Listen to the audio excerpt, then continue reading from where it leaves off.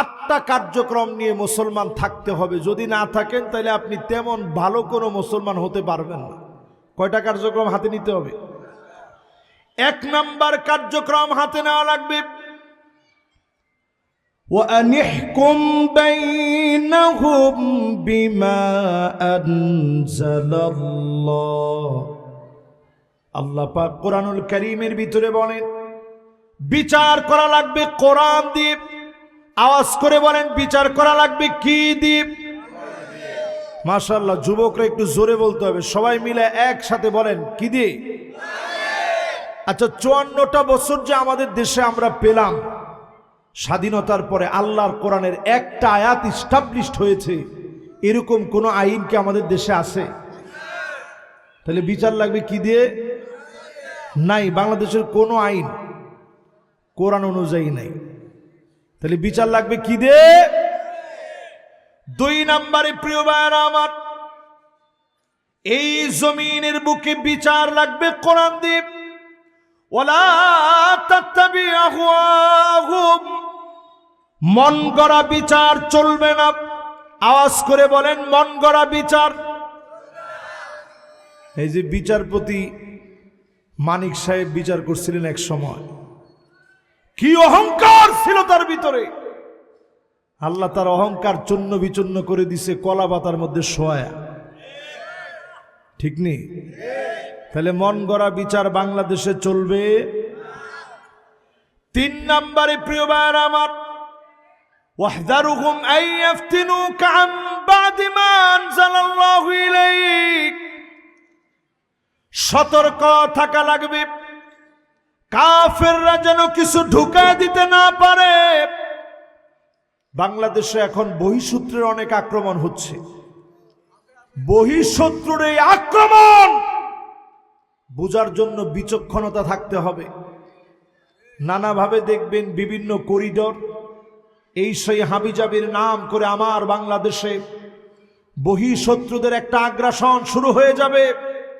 আমরা পরিষ্কারভাবে বলতে চাই, বদ্বীপের মতোই ছোট্ট বাংলাদেশ, বহিঃশত্রুর যত আক্রমণ হোক না কেন, কালেমাওয়ালা মুসলমান কোন বহিঃশত্রুর আক্রমণকে পরোয়া করবে না।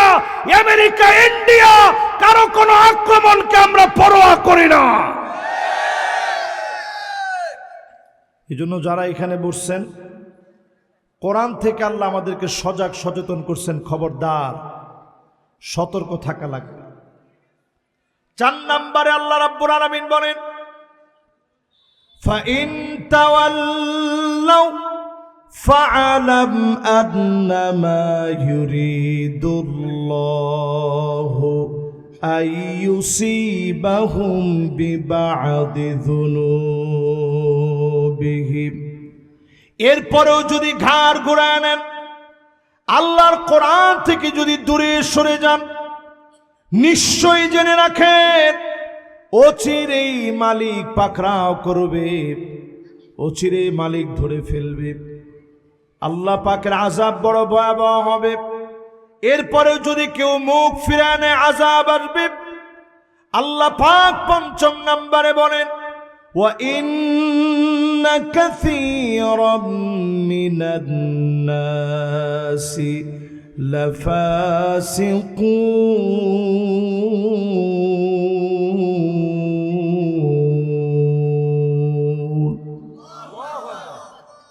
নিশ্চয় অধিকাংশ লোকেরা হবে অবশ্যই ফাসিক। তারাই কেবল কোরআনের বিরোধিতা করবে। এখন সময় এসেছে কোরআন বিজয়ের।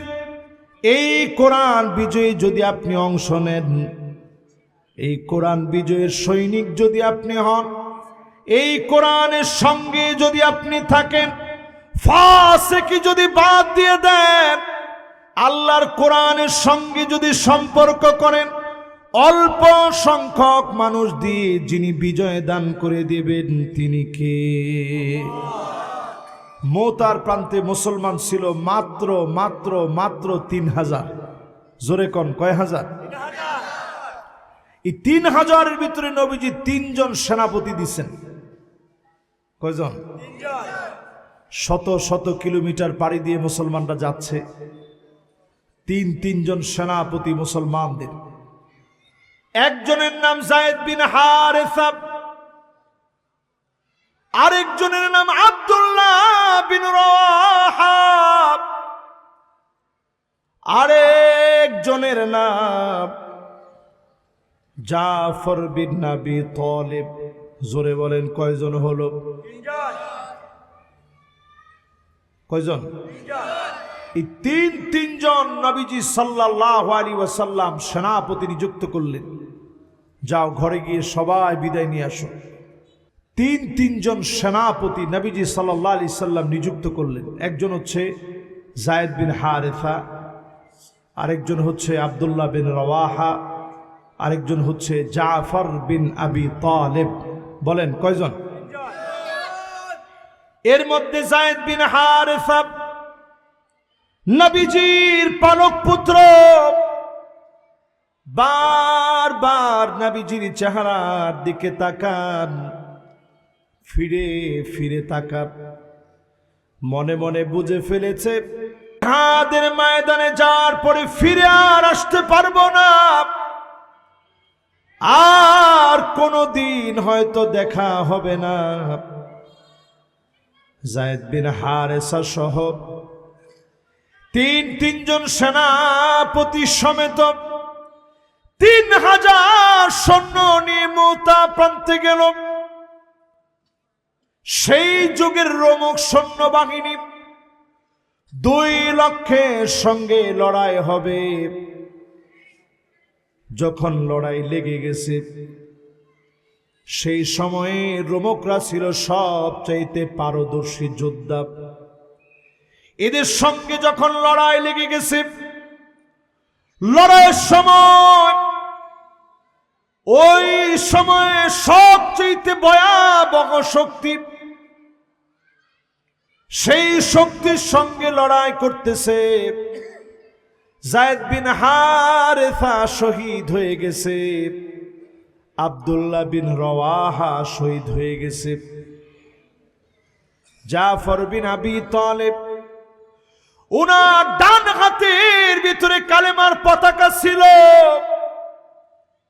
ডান হাত কাফিররা কেটে ফেলছে, বাম হাতে তরবারি উঠায় নিয়েছেন, বাম হাত কেটে ফেলেছে। 2টা হাতের কবজি দিয়ে আল্লাহর কালেমা উড্ডীন করে রাখছে, জমিনে পড়তে দেয় না। ওনার হাত গোড়া থেকে কেটে ফেলছে, মাটির মধ্যে তিনি ঢলে পড়েছেন। দাঁত দিয়া কালেমার পতাকাটাকে আটকে রাখছে, দাঁত দিয়া কালেমার পতাকা আটকে রাখছে। তীরের পরে তীর এসে যখন পড়তেছে, একবারের জন্য উহা কোনো শব্দ করে নাই। কারণ শব্দ করলেই যদি কালেমার পতাকাটা পড়ে যায়, নিঃশব্দে সহ্য করতে করতে কালেমার পতাকাটা একটু ঢলে গিয়েছে। জীবনের শেষ পর্যন্ত কালেমার পতাকা উঁচা করে রেখেছে। একটাবার আপনি নিজের প্রশ্ন করেন, কয়দিন আপনি ইসলামের জন্য অবদান রেখেছেন? আল্লাহ পাক সেদিন প্রশ্ন করবে, তোমার কাজ ছিল চেষ্টা করা। আস-সা'য়ু মিন্না ওয়াল ইতমামু মিনাল্লাহ। চেষ্টা আমি করব, আল্লাহ পরিপূর্ণতা দিবে। আজকে যদি আপনি চেষ্টা করেন, আপনাকে দিয়ে জমিনে দিনকে যিনি বিজয়ী বানায় দিবেন তিনি কে? ওই মুতার প্রান্তে আবার ফিরেন খালিদ বিন ওয়ালিদ, নিজের তরবারি বের করে ফেললেন, প্রাণান্তকর লড়াই শুরু করলেন। কাফেরদেরকে যেখানে পাচ্ছেন কচু কাটা শুরু করলেন। একটা না, দুইটা না, 9টা তরবারি ভেঙে গেছে। ওই প্রান্তে খালিদ বিন ওয়ালিদের হাত দিয়ে মোতার প্রান্তে যিনি বিজয় দিয়েছেন তিনি কে? ছোট্ট একটা ছুরি নিয়ে খালিদ বিন ওয়ালিদ কাফেরদেরকে কচুকাটা করেছে সেই মোতার প্রান্তে। বলার উদ্দেশ্য হচ্ছে এই একজন যুবক যদি খালিদ বিন ওয়ালিদের মতো হয়ে যায়, এই মাহফিলটা সফল হয়ে যাবে। ঠিক কিনা বলেন? ও যুবকের, আজকের মাহফিল থেকে বলি,